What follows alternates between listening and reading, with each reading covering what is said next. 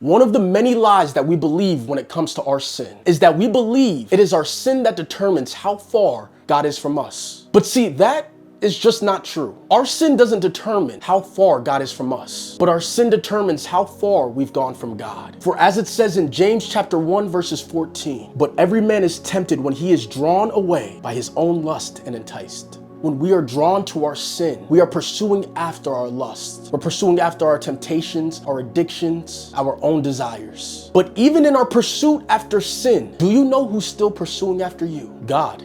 Sin is not what leads God away from you. Sin is what leads you away from God. Look at Psalms 139 verses 7 through 10. For it says, where can I go from your spirit? Where can I flee from your presence? If I go up to the heavens, you are there. If I make my bed in the depths, you are there. If I rise on the wings of the dawn, if I settle on the far side of the sea, even there, your hand will guide me. Your right hand will hold me fast.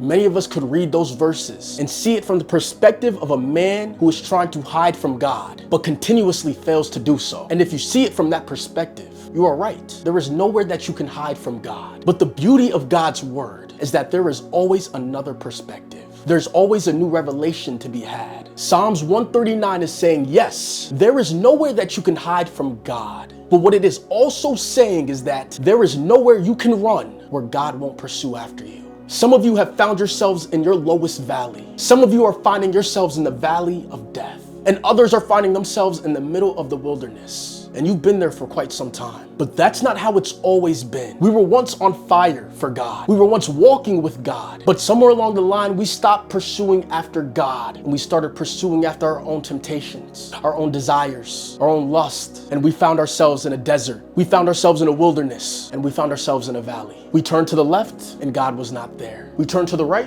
and God was not there. We looked ahead, we looked behind, and God was nowhere to be found. So we convinced ourselves that we have strayed too far away from God. But David reminds us in Psalms 23 verses 4, even though I walk through the valley of the shadow of death, I will fear no evil. Your rod and your staff, they comfort me. God will pursue after you in a valley, in a desert, and the wilderness. There is nowhere you can run where God won't pursue after you.